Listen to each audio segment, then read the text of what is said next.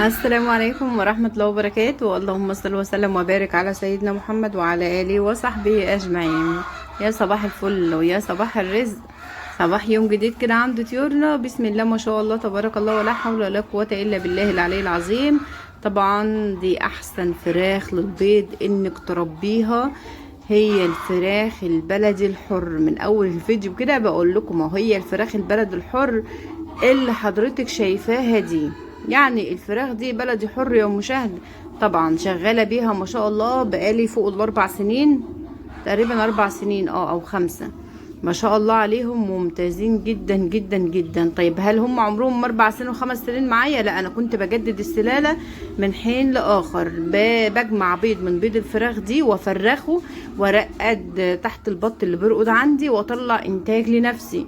بكده بعمل اكتفاء ذاتي للبيت من انتاج الكتاكيت، ان ما اشتريش كتاكيت من بره، وان ما اشتريش ولا بيضه من بره. ده كان الاساس بالنسبه لي، ان انا اكون ست منتجه لبيتي، ما احتاجش ان انا اشتري بيض. بعد كده قلت طب ما انا البيض موجود عندي، ليه ما افرخش كتاكيت؟ ايه اللي خلاني اروح اشتري كتاكيت؟ طب انت ليه عايزه تشتري كتاكيت يا مشاهد؟ انت اصلا كان عندك الفراخ كبرت وبقت بتبيض. الفراخ ده انا كنت شارياها عمر يوم، بس ما شاء الله يعني ربنا كرمني منها، الحمد لله. اللهم لك الحمد والشكر والفضل العظيم. يا ريت لايكات كتير جدا جدا للفيديو، لان اللايك مهم جدا جدا للفيديو ده، والاشتراك يا جماعه. اللي مش مشترك يشترك في القناه عشان القناه تكبر وتعلى بيكم. ربنا يجازيكم كل خير على كل دعوه طيبه بتدعوها لي لكم بمثلها ان شاء الله، وربنا يجازيكم كل خير لكل حد بيعمل لايك ويشير الفيديو، وطبعا بيعمل اشتراك للقناه يعني عشان تكونوا اول من يشوف الفيديوهات يوصل لكم اشعار بالفيديو. طبعا الفراخ دي بقى ايه؟ لما انت كنت جايباها عمر يوم يوم مشاهد وكبرتيها، كنت جايباها فراخ معامل، تفريخ معامل عادي، تفريخ مكن يعني. فما شاء الله سعيت عليها وكبرتها. كنت دايما بجيب فراخ وبذبحها، بجيب فراخ وبذبحها. طب انا قلت ايه اللي خلاني اجيب فراخ واذبحها وانا ممكن اجيب سلاله للبيض؟ سبحان الله ان نصيبي جه في سلاله كويسه، اللهم لك الحمد. فاشتغلت عليها بقى، بدات تبيض عندي. كانت الاول بتجيب حجم البيضه صغيره، بعد كده حجم البيضه بدا يكبر. بعد كده قلت طب انا ليه افكر اجيب فراخ تاني؟ طب هتفكري تجيبي فراخ تاني ليه يا مشاهده؟ عشان عايزين مثلا ان انا اربي ديوك للبيت، ان انا اذبحها، عايزين ناكل فراخ بلدي، ناكل فراخ بلدي. فكنا حابين اكل الفراخ البلدي. فمن هنا جت لي فكره ان انا اعمل للبيت اكتفاء ذاتي من لحوم الفراخ البلدي ومن البيض بتاع الفراخ البلدي. وبعد كده يعني شوفوا بقى، يعني خطوه جابت خطوه جابت خطوه. بعد كده قلت طب انا ليه ما افرخش الكتكوت اساسا من عندي، يطلع من عندي انا عمر يوم، ايه اللي خلاني اروح اشتريه؟ فبالتالي من هنا بدأت الحكاية معايا، ان الحمد لله عند بيض الفراخ ما كبر معايا. يعني كان يعني عندي ما جيت افرخ منه كان عمرهم حوالي كام، 9 شهور ولا حاجة. يعني هم كانوا بايضين على 4 شهور، من 4 شهور ل5 شهور بيبيضوا، بداية البيض بتاعتهم يعني. طيب انا ما ابتديتش ان انا اجمع بيض وافرخه غير بعد ما جابوا ال9 شهور او ال10 شهور، لان الفكره لسه ما كانتش في دماغي. كان كل اللي في دماغي ان انا ايه، بجمع بيض واعمل اكتفاء ذاتي للبيت من البيض، من انتاج البيض نفسه، ان انا ما اشتروش بيض نستهلكه يعني للاكل وكده. فبعد كده سبحان الله ابتديت ان انا اجرب احط بيض تحت البط، لقيت البط الحمد لله بيرقد على البيض وبيطلعه. فمن هنا بقى جت لي الفكره ان انا قلت خلاص عمري ما هشتري ولا بيضه من بره ولا كتكوت من بره. فبالتالي لقيت السلاله ساعت عليها، بقيت افرخ منها، بقيت الاقي فرخه ولا فرختين عايزين يرقدوا، بقيت ارسلهم بيض برضو وارقدهم. ارقد بطه وش كامل لبطه، يعني البطه كانت بترقد على 21 بيضه، كانت بتطلع لي منهم 19 بيضه، حلو رضا وزي الفل، اللهم لك الحمد يا رب. فمن هنا جت الفكره بقى انك تعملي انتاج. كمان بقيت ان انا الاقي مثلا زايده عن حاجه بيتي، لان انا فعلا بحب افرغ جدا، بحب افرغ بط، بحب افرغ فراخ، بحب الحاجه اللي هي طالعه رقد طبيعي رباني، سبحان الله. دي غيه عندي وحب للتربيه. فبالتالي بقيت اعمل ايه، بقيت ان انا الدفع الفراخ اللي تطلع عندي زياده بقيت ابيعها زي البط بالظبط. البط اللي هو المسكوف الخليط اللي انا بربيه معاكم على القناه برضو بفرغ منه وببيع اللي يفيض عن حاجه بيتي، واللي بيتي محتاجه خلاص بسيبه. فمن هنا بقى ايه جت الفكره، طيب انا عايزه يبقى عندي فراخ، عندي بيض فراخ على طول. يعني الفراخ ديت اكيد بتيجي عليها وقت وتفصل من البيض.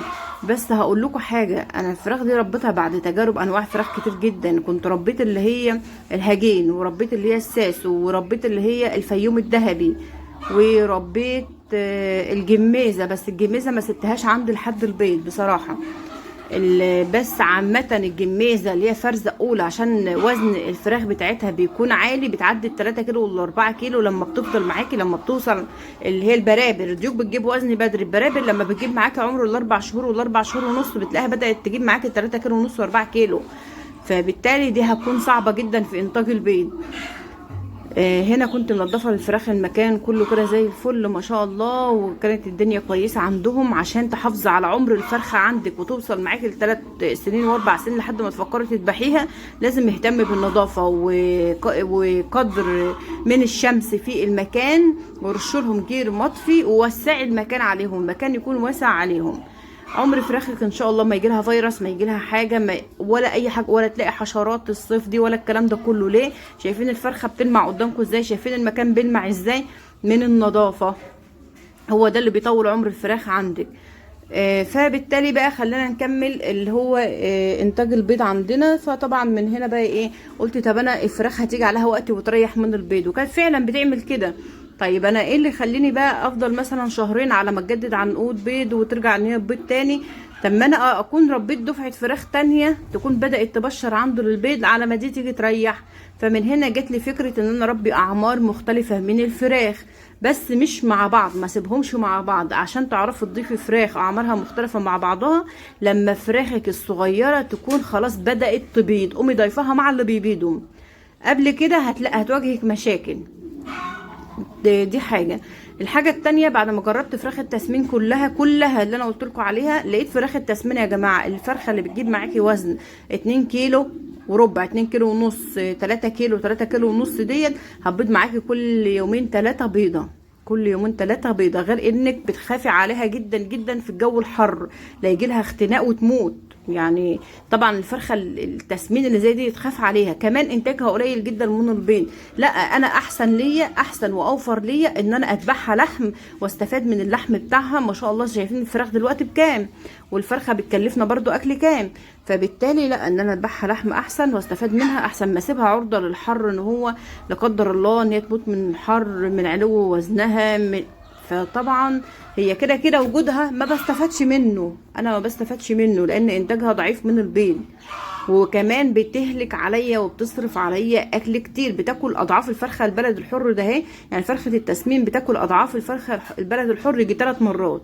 طب انا ليه؟ طب ما الفرخه البلد الحر بتاكل اكل البيت معايا، بتاكل خلطه معايا اللي انا بعمل لها الخلطه بتكون كويسه جدا جدا وممتازه. من هنا جات لي الفكره ان انا ايه، ان انا بعد ما جربت فراخ كتير بقى، لا هي دي الفراخ اللي اعتمدتها للبيض. فبقولت خلاص لما بحتاج فراخ تسمين اجيب فراخ تسمين للتسمين، اربيها تسمين واذبحها على شهرين 3 شهور واذبحها. فراخ البيض تفضل هي للبيض، واجدد منها بقى عشان يكون عندي فراخ على طول اعمارها تكون ايه، مختلفه. طبعا لو الفراخ عندك بتاكل البيض، زودي لها اماكن البيض، قصي طرف المنقار بتاع الفرخه، هاتي لها املاح معدنيه وكالسيوم. لازم الاكل بتاعها يكون موجود فيه نسبه عيش، موجود فيه نسبه علف، نسبه دش، ما تمنعيش العلف عنهم، نسبه خضار، وخضار في نسبه كالسيوم عاليه، والعلف في نسبه بروتين عاليه. فبتعوضي كل ده للفرخه عندك. وتقصي طرف المنقار، زودي اماكن البيض، اجمعي البيض اللي موجود 2 3 في اليوم، علشان البيض ما يكونش موجود قدامهم كتير فيبقى عرضه ان هم ياكلوه. فمن هنا تعرفي انك تحل مشكله اكل الفراخ برضو، ان هي تاكل البيض بتاعها. دي حل سريع جدا جدا. ان شاء الله نكمل